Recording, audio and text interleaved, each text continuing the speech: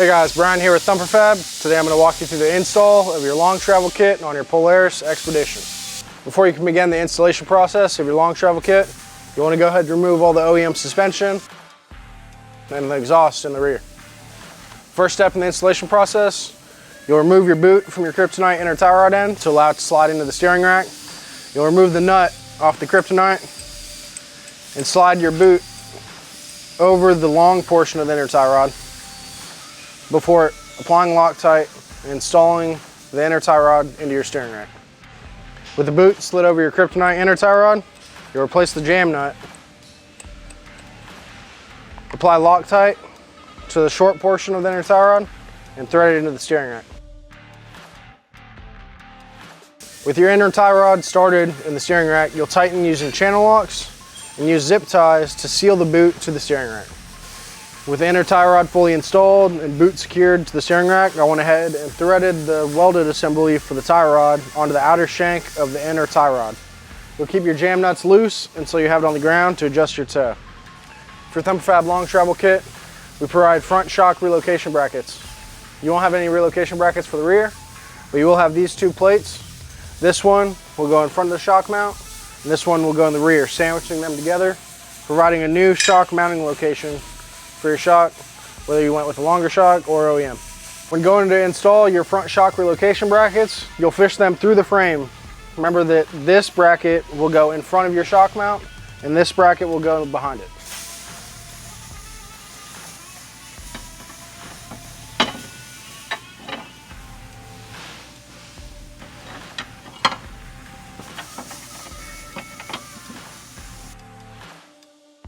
The stock shock mounting locations on the frame have a raised edge or lip, requiring the need for a washer to be placed behind the bracket, in between the bracket and the frame section. So anywhere the bracket is going to contact the frame, there will be a washer contacting the frame in between the bracket. For the front shock relocation kit, we've provided spacers that will go in the OEM shock location to keep your frame from buckling when tightening the brackets up. For the installation of your front shock relocation brackets, you'll feed the bolt through from the back, through the back plate first, followed by a washer, then the frame section with the spacer installed where the OEM shock was, followed by a washer on the outside of the frame closest to the front, then your front bracket, and finished off with a lock nut. When installing your front shock relocation brackets, when you're feeding the bolt through to mount to the frame, you want to make sure and not tighten this up yet.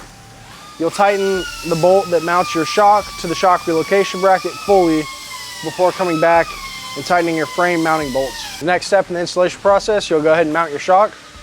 You'll feed the bolt through the rear of your shock mounting bracket, followed by two washers on both sides of the shock, and then back through the front bracket with a washer and a lock nut. Regardless of shock selection, you'll use the front shock relocation kit. Just a reminder, you'll want to tighten up your shock mounting bolt before coming back to tighten up your frame mounting bolt. Now, although you are going to tighten up your shock mounting bolt before your frame mounting bolt on the front shock relocation kit, you want to hold off on tightening any hardware until the whole suspension is fit up and started, and then you can come back through and tighten everything evenly, starting with your shock mounting bolt before going back to your frame mounting bolt. The next step in your installation process, you're going to want to install your axles. Before you install your axles, it's always good practice to apply some anti-seize, just in case you ever have to remove or replace later on. It'll help get them in and out without having to fight too much with the rusted splines. With your anti-seize applied to the axle, you can go ahead and install it into the differential. Part of the disassembly process includes removing your OEM brake lines. Provided with your Thumper Fab long travel kit, you'll receive brake lines that are labeled for which position they should be installed in. Before moving forward, it'd be good practice to go ahead and install your brake lines, fasten them to the caliper. Later on, you'll bleed your brakes once all your suspension is installed. The next step in your installation process, you'll install your lower control arms for the front. For the mounting of your front control arms, you'll reuse all the OEM bolts. The only things in the kit that don't receive your OEM bolts are the front shock relocation and the rear shock mounting bolt that fastens the rear shock to the rear lower control arm. With your lower control arm loosely fastened to the frame using your OEM hardware, you'll fasten the knuckle to the lower ball joint. We're using your OEM hardware, whether you're using Uniball or OEM ball joint. Next step in the installation process, you'll go ahead and mount your upper arm to the frame using your OEM hardware. With your upper control arm loosely fastened to the frame, you can go ahead and fasten your upper ball joint to the knuckle using your OEM cross bolt. Just a reminder, before you install your upper control arm, you're going to want to make sure that your brake line is going to run on top of the arm instead of trying to fish it through under the arm, which can kind of be a pain. For the next step in the installation process, you'll go ahead and mount your shock to your upper control arm using the OEM hardware.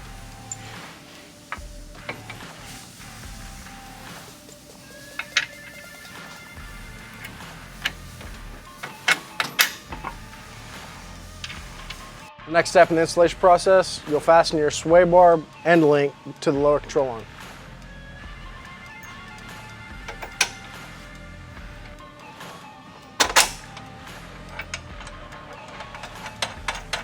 The next step in the installation process will be fastening your tie rod to your knuckle. The outer portion of your tie rod should come pre-assembled from the package. You'll remove the lock nut on the bottom of your steering pin and install your steering pin through the knuckle, replacing the lock nut and tightening. With your tie rod fastened to the knuckle, you can go ahead and mount your hub and your rotor before mounting your caliper to the knuckle. With your hub in position, you can go ahead and replace your axle nut using the OEM washer. Once you fully tighten, you want to make sure and install a cotter pin to keep that axle nut from backing off. With your axle nut fully tightened, you can go ahead and reinstall your brake rotor. And grab your brake caliper and set it into position on the knuckle.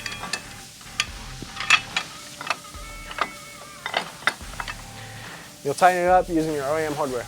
Next, you can go ahead and fasten your brake line to the upper control arm using the provided brake line tabs and zip ties. With all of your suspension components for the long travel kit loosely fastened, you can go ahead and move on to tightening all the hardware evenly. Just a reminder, for your upper shock mounting, you want to tighten the shock mounting bolts before tightening the frame mounting bolts. You want to make sure that those front shock relocation brackets snug up to the eye of the shock. With all your hardware tight, once you finish up the rear, you'll still have to come back and adjust the toe as needed once the vehicle's on the ground and been rolled back and forth a few times so it settles. If you had to remove your winch to gain access to the front control arm bolts, you can go ahead and reinstall your winch. With the front install complete, we can go ahead and move on to the rear install for the long travel kit. The first step will be installing your new long travel axles. Make sure you apply anti-seize to both ends to make the spines easier to remove at a future date. For the next step in the installation process, you should have already removed your OEM brake lines. You'll want to install the brake lines that came with your Thumper Fab long travel kit. They should be labeled to designate which corner of the vehicle they're at. So you go ahead and install the rear, hook your caliper up to it. Once we're all done and the vehicle's on the ground, we'll bleed the brakes. With the Thumper Fab brake lines installed, you can go ahead and move on to installing the rear lower control arm. Similar to the front, you'll be using your OEM hardware. The only bolt on the rear that will be provided in your kit will be a shock mounting bolt and a flange nut for that. You want to keep all your hardware loose until you have all the suspension components installed, and then you can tighten evenly. For this installation, we decided to stick with the factory shocks. Whether you're using factory shocks or a different shock spec, there's no shock relocation bracket for the rear. You use your OEM shock location and OEM shock bolt for the mounting. For the next step in the installation, you'll go ahead and mount the knuckle to the lower control arm using your OEM hardware. With your knuckle fastened to the lower control arm, you can go ahead and move forward with installing your upper control arm. You're going to want to make sure that you slide the shock through the upper control arm and then fasten it to the frame using the OEM hardware. With your upper control arm mounted to the frame, you can go ahead and fasten the knuckle to the knuckle mount of your upper control arm. With your knuckle mounted to the control arms, you can go ahead and install your axle nut, making sure to tighten so it can't back off. The next step in the installation process, you'll mount your shock to your lower control arm using the hardware we provide in your Thumper Fab long travel kit. For the next step in the installation process, you'll mount your sway bar to your lower control arm using your OEM hardware. With your sway bar mounted up, you can go ahead and install your brakes, installing your rotor first, then your caliper using your OEM hardware. For the last step on your rear installation, you'll zip tie your brake lines to the provided brake line tabs on your lower control arm.